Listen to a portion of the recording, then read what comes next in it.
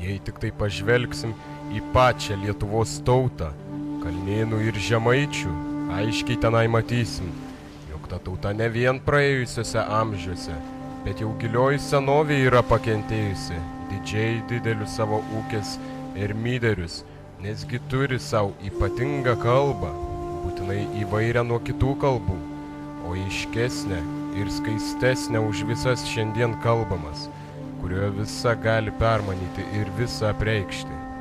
Nuo tokios jos kalbos gali kožnas aiškiai numanyti, jog angis yra turėjusi savo ypatingą tikybą, rėdą, vyresnybę ir diduomenę. Beje, savo viešpačius rykius ir kunigaikščius, kurie vieną kalbą su svietu yra kalbėję.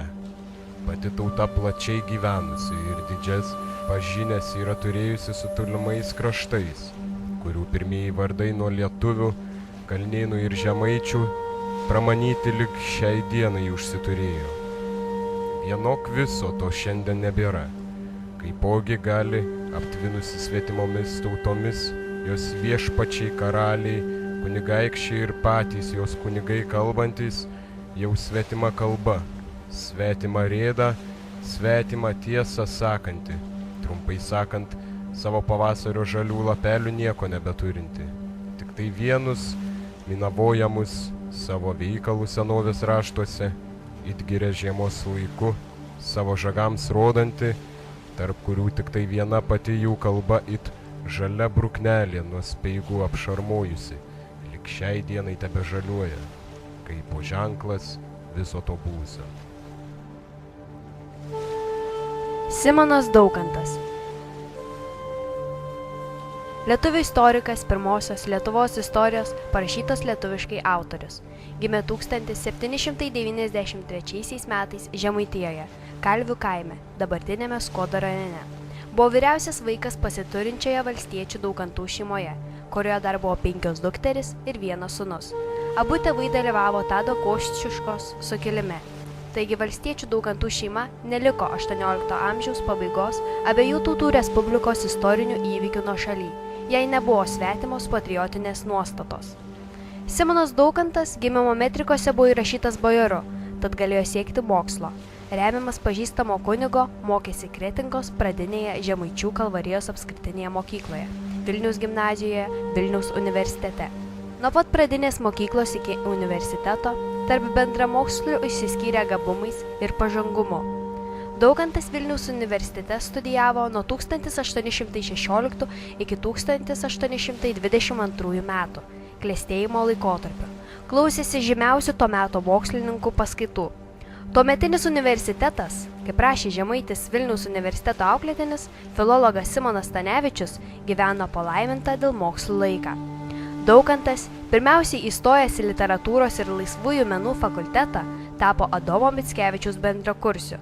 Jo pavardė yra filomatų sudarytame sąraše, į kurį įtraukti gabūs studentai, galimi kandidatai į filomatus ar jų žemesnėsias draugijas.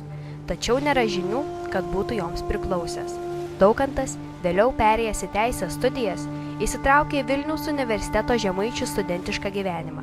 Dalijasi su jais patriotiniu nusiteikimu, darbo lietuviškos kultūros labai, jos plėtotės ryžto bei planais. 1823 metais parašytoje Stanevičiaus odėje Šlovė žemaičių yra džiaugiamasi Vilniaus universitetu, nuo žemaičių be apsėstų, jų sutarimu, tarp jų atgijusią garbę tėvų ir liežuvių, tai yra jų susidomėjimų tautos praeitimi, jos istorija ir kalba. Kaip tik tuo metu, 1822-aisiais, Simonas Daukantas jį buvo parašęs pirmąją Lietuvos istoriją lietuvių kalba, tarp senųjų lietuvių ir žemaičių.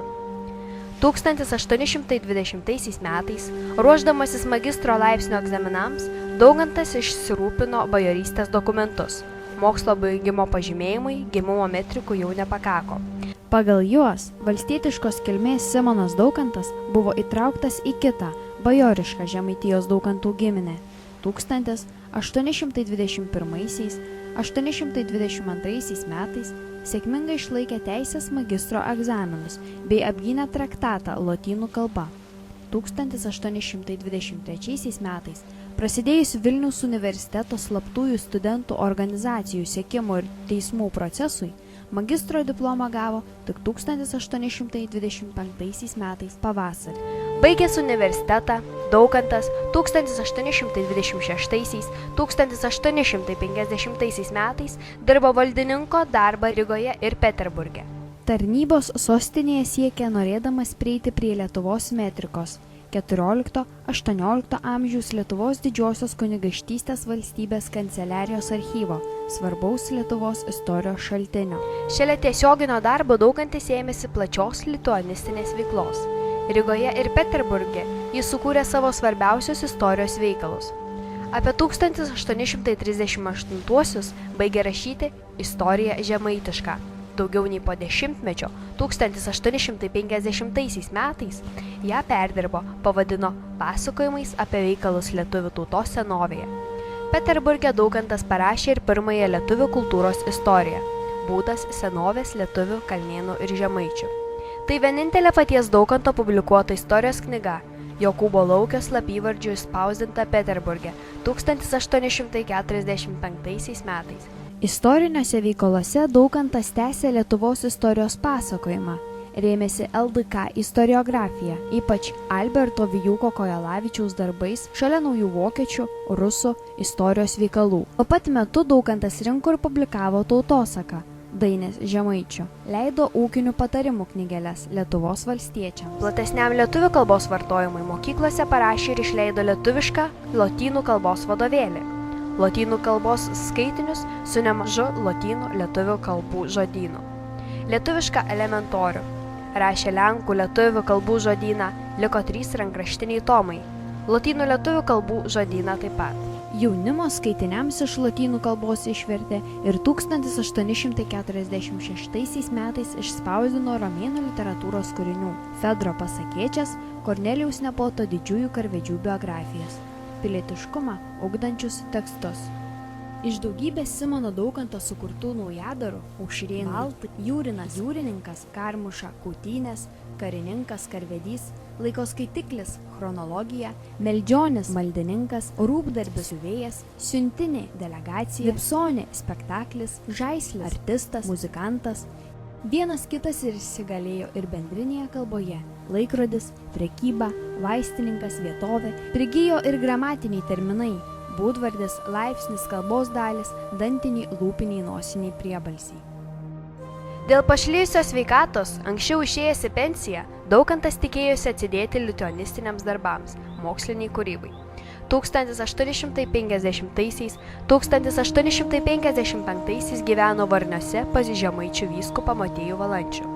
Abu puoselėjo didelius kultūrinio darbo planus, svajojo įkurti žemaičių akademiją, tačiau santykiai su Valančiumi pašlijo ir 1855 metais jis apsigyveno Latvijoje, jau Svirklos dvare. Paskui vėl grįžo į Žemaitiją, glaudėsi pas giminės, bičiulius.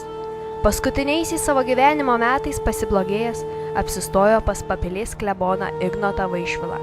Mirė 1864 metais pabaigoje, palaidotas Papilėje.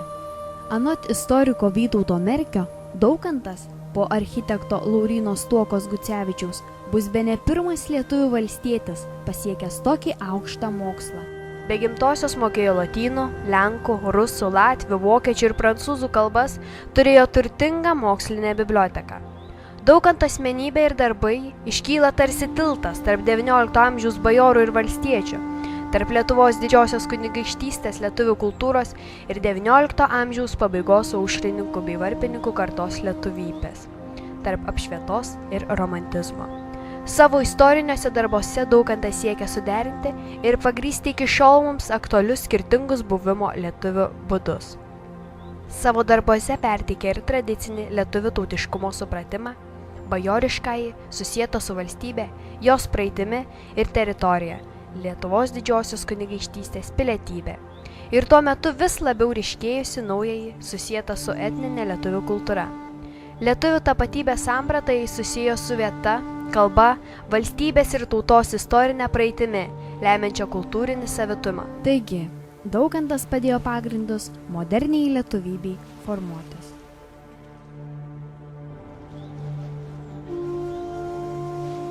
Tep turi dar lietuviai ir žemaičiai visų brangiausią palikimą - savo bočių, prabočių kalbą, kurią įdant išplėštų iš nasrų visą ryjančio laiko ir pastatytų šiaip kalbų mokytų, turi aną šiandien dailinti. Mindami už visant to, jo greta giminės su tokia kantrybė ir nasrybė gynė savo liosybę, su kokia senų dienų lietuviai ir žemaičiai, kurie rūpesni niekomet nenusiminė, kartais rūstose dienose, braidydami kraujuose savo brolių, darant jų kūnus savo liosybę gynė ir nekartą pelenuose savo namų pačius neprietelius vaidojo. Daug kartų patys apgulti pilyse, neapstengdami atremti neprietelių galybės, Belijos Irose pilies užsirausti, niekaip jų vergais tapti. Aiškiai gal sakyti, jog lietuviai, žemaičiai per ilgus amžius gimė ir mirė tarp kardų, gindami savo tėviškę nuo neprietelių.